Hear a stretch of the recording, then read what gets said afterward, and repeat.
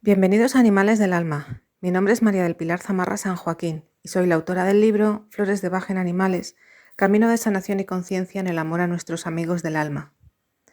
Continuando con el audio anterior sobre el principio de precaución en el que os advertía sobre los tremendos riesgos de la automedicación en animales, de la falta de omisión de cuidados clínicos cuando por diversas circunstancias no se les lleva al veterinario.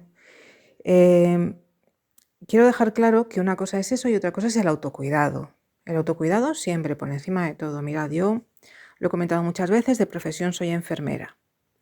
Entonces, cuando aparecía en consulta un paciente que ya tenía un proceso de salud diagnosticado, proceso de salud es como yo llamo a las enfermedades. ¿Por qué? Porque conforme a la filosofía del doctor Eduard Bach en terapia floral, la aparición de las enfermedades está claro que está relacionado con un conflicto entre el alma y la personalidad y son, digamos, nuestro libro de texto, nuestros deberes, nuestra lección a aprender en esta vida. Por tanto, no es algo negativo. Y enfermedad suena negativo. Entonces yo lo llamo proceso de salud. Y a medida que tú vas aprendiendo esa lección, aunque el diagnóstico siga, cuidado también con las etiquetas y con los patrones impuestos desde fuera, pero desde dentro tú ya lo vives de una manera diferente. Por tanto, podéis conocer a cantidad de personas que, a pesar de su diagnóstico, llevan una vida plena, una vida feliz y viven al máximo el tiempo que Dios quiera, pero con una calidad de vida estupenda porque todo depende de cómo tú enfoques el tema. Y para los animales, que ellos viven el presente, que ellos no sienten ese victimismo relacionado con la enfermedad, es, como comenté en el audio anterior, de vital importancia nuestra actitud hacia ellos cuando tienen una enfermedad. Porque si no, esa energía en la que se remueven emociones como la pena, la incertidumbre, la culpa, etcétera, etcétera, que por cierto, todo eso yo recomiendo tratárnoslo con flores de Bach, elaborarlo, mejor dicho, con flores de Bach, aprender de ese proceso, toda esa energía, si no somos capaces de armonizarla, revierte de manera negativa en ellos. Entonces, ¿qué ocurre? Lo que yo os comentaba, la importancia del autocuidado. En mi profesión, la enfermería es el arte de cuidar, básicamente, acompañar al otro. Pues desde muy jóvenes en la escuela de enfermería nos enfrentamos a el significado auténtico de la llegada, que es el nacimiento, y la partida, que es el fallecimiento. Y entre tanto, el intermedio, aprendes qué significa cuidar al otro. Y cuidar al otro en el 100% es ayudarle a cuidarse a sí mismo. Esa es mi visión de la enfermería y la visión de grandes enfermeras, además, que nos han dejado muy buenos textos y que son los modelos a seguir en muchas de las escuelas de enfermería del mundo. Yo seguía el modelo Henderson, pero estaba el de Dorothea Orem, en fin. Esto, quien quiera investigar por ahí, o si alguno de los que me estáis escuchando sois de la profesión, pues entenderéis. Es decir, no se refiere solamente a una parte técnica, a seguir unas órdenes clínicas, a ejecutar unos tratamientos. Se trata de ponerte junto a un ser humano. Mira, del otro día, a mí el cine clásico me gusta mucho. Desde luego, cualquier cine es mejor de la contaminación que nos están poniendo hoy día, que también está contaminado con la Agenda Manchada de Sangre 2030. Entonces, uno se va al cine clásico y encuentra a grandes autores como Billy Wilder, como Frank Capra, como George Cukor, bueno. Y a mí hay uno que me encanta, que es Ernest Lubitsch. Y hay una película de Ernest Lubitsch que se titula Ser o no ser. Y bueno, uno de los personajes pues recitaba, ¿no? ¿Acaso si nos... creo que es de Shakespeare, no lo tengo muy claro, perdonadme mi ignorancia. Porque se basaba toda la película en una representación de Hamlet, en la Polonia ocupada por Hitler, bueno. Pero en realidad era una comedia dramática, pero las películas de Lubitsch son así, son comedias, pero con un pedazo mensaje, pues como las de Frank Capra, por ejemplo. Y mensajes desde el corazón. Y el personaje recitaba, ¿acaso si me pinchan no me duele o no sangro, etcétera?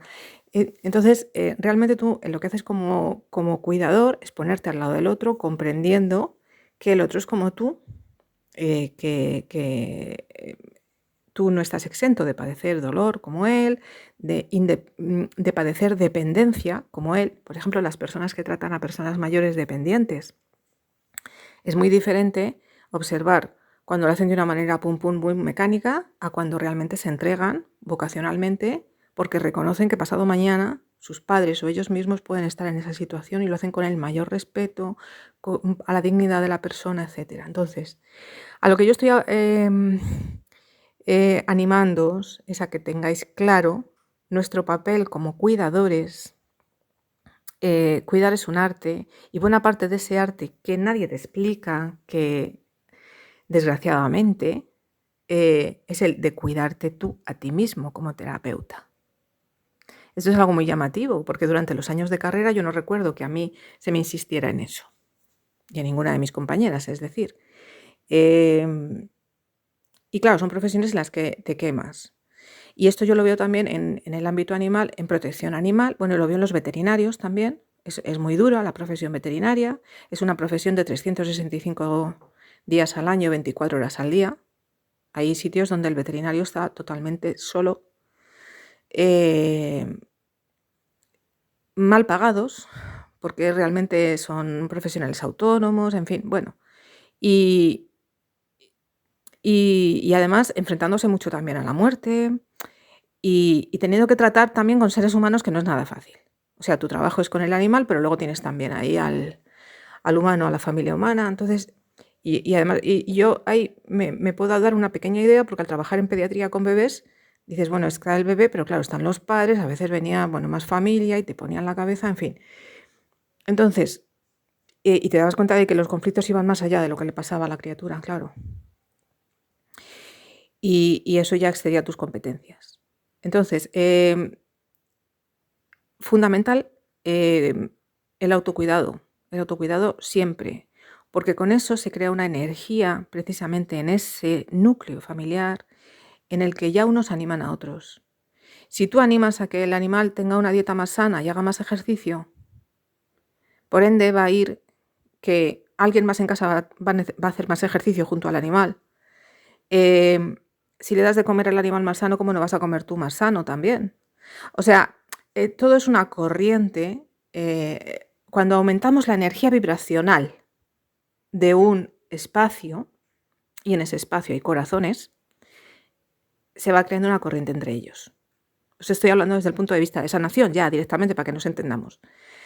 Entonces, por eso el autocuidado es tan importante, porque no hablamos solamente de un cuidado físico, de estar atento de que fulanito se tome sus medicinas, tengo que estar atento de que el abuelo se tome la medicina, tengo que estar atento de que el perro haga más ejercicio, tengo que estar para que no coja peso, que ya si no la artrosis, tal, no sé qué. O sea, ya no es que uno proporcione, pues eso, lo que digo siempre, insisto tanto, estimulación ambiental en los hogares con gatos para minimizar el estrés. No es solamente todo aquello que está en tu mano, sino que con eso, ¡boom!, estás moviendo una energía y a la vez estás implicando a todos. Porque el sujeto de cuidado no es un sujeto de cuidado pasivo, no está ahí para que me lo hagan todo. Lo bueno del autocuidado consiste en que conviertes al otro en un agente activo, por su propio bien y por el bien de ese núcleo. Espero que me estéis siguiendo el hilo. Me entusiasmo un tanto con esto, porque yo en mi cabeza, según lo estoy contando, veo imágenes, ¿no? Y veo esas corrientes energéticas. Esas corrientes energéticas se aprecian. La gente que trabaja el Feng Shui, la gente que trabaja, sobre todo desde el punto de vista radiestésico, esas corrientes, esa vibración se percibe y se nota. Cuando yo por ejemplo, insisto con la magia del orden y demás, cuando tú vives en un hogar con armonía, pues eso, claro, es un aumento en la vibración de todos, con lo cual mejora la salud de todos. Y eso es autocuidado. Eso es algo que cuando tú acudes al profesional de salud, que os animaba en el anterior audio, rara vez te va a decir el médico o el veterinario, ventila bien la casa. Es algo que tú ya deberías de saber. o de haber deducido, incluso por tu sentido común, porque es necesario y forma parte de esas tareas de autocuidado que son buenas y sanas para todos. Entonces, cuando digo automedicación, no, pero digo siempre por encima de todo autocuidado, sí. Y el autocuidado incluye medidas de higiene, no higiene solamente agua y jabón, lo que se llama higiene preventiva, que abarca todos estos aspectos que os relaciono muchas veces con las 5 libertades y más de bienestar animal, que tienen que ver con la alimentación, tienen que ver con el confort, tienen que ver con la higiene del entorno, con la estimulación, por supuesto, todo esto, ¿vale? Y también en nuestro caso con un elevado grado de higiene mental, que por eso también siempre insisto, y lo voy a decir una millonésima vez más, con el hecho de nosotros estar centrados a nivel mental. Porque el cuidador no va a ser eficaz si está hecho polvo. El cuidador solo va a ser eficaz cuando realmente puede darse a los demás. Tú te puedes dar a los demás cuando tú estás bien. Para tú estar bien necesitas estar centrado. Estar centrado es estar tranquilo, seguro de ti mismo, estar en tu corazón unido a lo que digo siempre, unido al uno, a como le queráis llamar, al gran espíritu, yo le llamo Dios. Y conforme ahí, pues ser, ofrecerte a Señor, hágase tu voluntad a través de mí. Entonces, el mejor cuidador es aquel que se encomienda, Señor, hágase tu voluntad a través de mí, pones la máxima atención en el principio de primum non nocere, lo primero es no hacer daño, y lo siguiente, el segundo principio de la ética, de la bioética, que es hacer el bien. Tú vas ahí y a partir de ahí, por supuesto que pegamos tropezones, cometemos errores, porque la ignorancia es algo que está en el ego humano, pero también tenemos esa capacidad desde el corazón de estar alegres, de estar en calma, de estar con la confianza de que quien lleva las riendas es quien realmente sabe, que está por encima de nosotros y podemos conectar con ese yo superior. Y también tener en cuenta que al estar atentos estamos aprendiendo, que es a lo que hemos venido aquí. Entonces, en un momento dado, pues te empapas e investigas, haces cursos, estudias, y te das cuenta sobre cómo mejorar la alimentación de tu animal. Vamos a poner, por ejemplo. Pero esa lección a ti te enriquece mucho también personalmente. Y es algo que luego tú compartes y beneficia a otros. Y esto es así como funciona. Es como, digamos, una cadena de corazones. En esa cadena de corazones, pues no hay lugar a los malos rollos, no hay lugar a los egos personales. Las cosas se hacen, o sea, es la alegría, la gratitud por el hecho de dar.